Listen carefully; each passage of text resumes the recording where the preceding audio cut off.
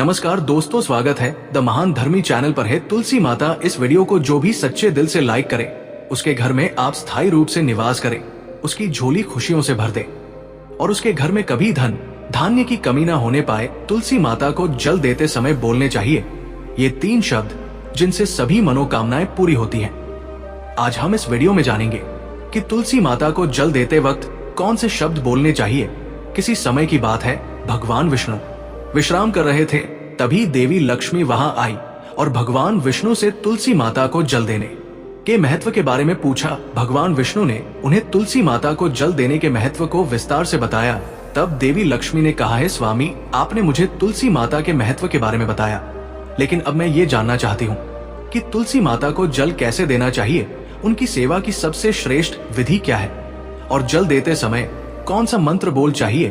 भगवान विष्णु ने उत्तर दिया, प्रिय देवी, जैसा कि मैंने तुम्हें तुलसी माता के महत्व के बारे में बताया, उसी प्रकार तुलसी माता को जल देते समय बोला जाने वाला मंत्र भी बहुत महत्वपूर्ण है। ये मंत्र 3 शब्दों का है, लेकिन इसका प्रभाव अत्यंत शुभ और कल्याणकारी है। जो भी रोज तुलसी माता को जल देते समय इन 3 शब्दों का उच्चारण करेगा, उसके घर में मां लक्ष्मी का वास होगा, उसकी दरिद्रता समाप्त हो जाएगी और उसे अपार धन धान्य की प्राप्ति होगी। मंत्र के महत्व को बताते हुए भगवान विष्णु ने कहा, इस मंत्र का महत्व सुनने से ही मनुष्य के सभी पाप नष्ट हो जाते हैं। उसे हजारों वर्षों तक तुलसी माता को जल देने के पुण्य का फल मिलता है। फिर भगवान विष्णु ने देवी लक्ष्मी को एक कथा सुनाई। उन्होंने कहा, दक्षिण दिशा में यम नगरी नामक एक नगर था, जहाँ रमेश नाम एक ब्राह्मण रहता था। वो अत्यंत पापी और गलत कामों में लिप्त व्यक्ति था। जन्म से ब्राह्मण होते हुए भी वो धार्मिक कार्यों से दूर रहता था। ना वो पूजा करता, ना ध्यान, ना जप और ना ही किसी का सत्कार करता। वो मदिरापान और मांसाहार भी करता था और हमेशा अनैतिक कार्यों में व्यस्त रहता था। और वो ब्राह्मण दिन में खेत में काम करके पत्ते बेचकर अपनी जीविका चलाता था और रात में वेश्याओं के पास जाता था। इस प्रकार उसने अनेक वर्षों तक अपना जीवन इसी पाप पूर्ण तरीके से बिताया। फिर एक दिन वो दुर्बुद्धि ब्राह्मण पत्ते इकट्ठा करने के लिए एक आरशी की वाटिका में पहुंचा और पत्ते तोड़ने लगा। तभी एक काले सर्प ने, जो काल के रूप में वहां उपस्थित था, उसे काट लिया। उसी समय उसकी मृत्यु हो गई। उसकी मृत्यु के तुरंत बाद यमराज के दूत वहां प्रकट हुए और उसकी आत्मा को लेने के लिए आए। वे उसे यह लोक ले जाने लगे। मार्ग में वो ब्राह्मण यमदूतों के सामने रोने और विलाप करने लगा। उसने कहा, हे दूतों, मुझे कहां ले जा रहे हो? मुझे छोड़ दो, मेरे प्राण बचा लो। लेकिन यमदूत बोले, अरे पापी ब्राह्मण, तेरे दुष्कर्म के कारण तुझे ये दंड मिला है। अब यमराज तुझे घोर नरक में डालेंगे। यमलोक पहुंचने पर चित्रगुप्त ने उस ब्राह्मण का पूरा लेखा जोखा प्रस्तुत किया। उन्होंने कहा है, धर्मराज, इस ब्राह्मण ने अपने पूरे जीवन में केवल पाप किए हैं, इसने कभी कोई पुण्य कार्य नहीं किया। धर्मराज ने दूतों से कहा है, दूतों, इस घोर पापी ब्राह्मण को नरक में डाल दो, इसे अपने कर्मों का फल भोगना होगा। यमदूत उस ब्राह्मण को नरक में ले गए और उसे भयंकर अग्नि में धकेल दिया। वो कई वर्षों तक नरक की यातनाएं सहता रहा। इसके बाद उसे अगले जन्म में बैल के रूप में जन्म मिला। बैल का शरीर पाकर उसने भारी बोझ उठाने का कार्य किया। उसका मालिक उससे दिन रात काम करवाता था। जब उसकी शक्ति समाप्त होने लगी तो मालिक ने उसे एक लंगड़े आदमी को बेच दिया। वो लंगड़ा आदमी उस बैल का उपयोग अपने बोझ उठाने के लिए करता था। बैल ने 8 वर्षों तक उसकी सेवा की। फिर एक दिन वो बैल लंगड़े आदमी को लेकर एक ऊंचे पर्वत पर चढ़ा। अधिक परिश्रम और थकान के कारण वो बैल मूर्छित होकर गिर पड़ा और अंतिम सांसें लेने लगा। वहां खड़े लोगों को उस बैल पर दया आ गई। उन्होंने उसके मुख में पानी डालने का प्रयास किया। उसी भीड़ में एक पुण्यात्मा व्यक्ति भी था। उसने अपने पुण्य का थोड़ा भाग उस बैल को दे दिया। इसे देखकर अन्य लोगों ने भी अपने अपने पुण्य उसे देना शुरू कर दिया। उसी भीड़ में एक वैश्या भी खड़ी थी। सभी अपना पुण्य उस बैल को देकर उसका उद्धार करने का प्रयास कर रहे थे। ये देखकर उसने भी अपना पुण्य उस बैल को दे दिया। कुछ देर बाद उस बैल की मृत्यु हो गई। फिर उस स्थान पर यमदूत आए और उस बैल के शरीर से उस ब्राह्मण की आत्मा को निकालकर यमलोक ले गए। यमलोक पहुंचने पर उसे यमदेव के सामने प्रस्तुत किया गया। चित्रगुप्त ने जब उसका लेखा जोखा देखा तो वे चकित रह गए। वैश्या के द्वारा दिए गए पुण्य के कारण उसके सभी जन्मों के पाप नष्ट हो चुके थे। यमदेव ने कहा है, ब्राह्मण, उस वैश्या ने तुझे अपना पुण्य देकर तुझ पर बड़ा उपकार किया है। उसी के पुण्य के प्रभाव से तुम्हारे सभी पाप नष्ट हो गए हैं। इसलिए अब तुम्हें फिर से मनुष्य जन्म प्राप्त होगा। इस प्रकार वो ब्राह्मण पृथ्वी पर एक उत्तम ब्राह्मण कुल में जन्म लेता है। उस महापुण्य के प्रभाव से उसे अपने पूर्व जन्म की सारी बातें याद आने लगती है। जब वो बड़ा होता है तो उसे ये ध्यान आता है कि पिछले जन्म में जब वो था तब एक वैश्य ने उसे अपना पुण्य दिया था। उसके मन में उस वैश्य के बारे में जानने की उत्सुकता जागती है। वो वैश्य का पता लगाकर उसके नगर में पहुंचता है। वहां वो वैश्य जो अब बूढ़ी हो चुकी थी उसे मिल जाती है। वो ब्राह्मण उसके सामने जाकर बार बार प्रणाम करता है और धन्यवाद देने लगता है। वैश्य उससे पूछती है, हे ब्राह्मण श्रेष्ठ, आप कौन हैं और किस कारण मुझे धन्यवाद दे रहे हैं? मैंने आपका कौन सा कार्य किया है जिसके लिए आप मुझे नमस्कार कर रहे हैं? तब ब्राह्मण कहता है, हे मां, मैं वही बैल हूं जिसे तुमने अपना पुण्य देकर जीवन दान दिया था। अपने पाप कर्मों के कारण मुझे पिछले जन्म में बैल बनना पड़ा। उस पर्वत पर जब मैं अंतिम सांसें ले रहा था तब तुमने अपना पुण्य मुझे दे दिया था। उसी पुण्य के प्रभाव से ही आज मुझे फिर से मनुष्य जन्म मिला है और अपने पूर्व जन्म की सारी बातें याद है। किंतु हे मां, मैं यहाँ ये जानने आया हूँ कि तुमने मुझे कौन सा पुण्य दिया था जिससे मेरे सभी पाप नष्ट हो गए। मैं उस पुण्य के बारे में जानना चाहता हूँ। तब वैश्य ने कहा, है ब्राह्मण श्रेष्ठ, मैंने तो अपने जीवन में कोई पुण्य का कार्य नहीं किया है, पर मेरे घर में एक तोता है जो पिंजरे में रहकर हमेशा कुछ बोलता रहता है, जिसे सुनकर मेरा अंतःकरण पवित्र हो गया। वही मंत्र मैंने आपको पुण्य स्वरूप दान किया। फिर वो वैश्य और ब्राह्मण उस तोते के पास गए और उससे पूछने लगे, हैं शुक, तुम कौन सा मंत्र बोलते हो जिससे हमारे जीवन का उद्धार हुआ? ये मंत्र तुम्हें किसने सिखाया और इसका क्या अर्थ है? तब उस तोते ने अपने पूर्व जन्म का वृतांत सुनाना शुरू किया। वो बोला, है ब्राह्मण श्रेष्ठ, पिछले जन्म में मैं एक ब्राह्मण था।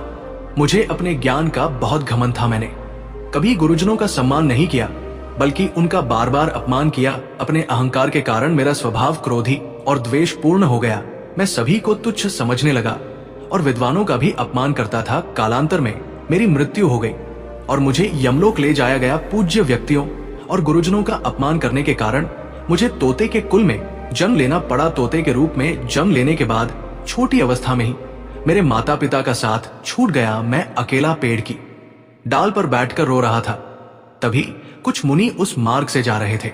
उन्होंने मेरी दयनीय स्थिति देखी और मुझे अपने आश्रम ले आए। आश्रम में उन मुनियों ने मुझे एक सुंदर पिंजरे में रखा और मेरी देखभाल की। वे मुझे प्रतिदिन भोजन कराते और मुझसे स्नेह करते थे। उस आश्रम में वे मुनि, उनकी पत्नियां और बच्चे प्रतिदिन तुलसी मां के पौधे को जल अर्पित करते और एक मंत्र का जाप करते थे। उनके मुख से बार बार वो मंत्र सुनकर मैंने उसे याद कर लिया। तब से मैं उसी मंत्र का जाप करता हूँ।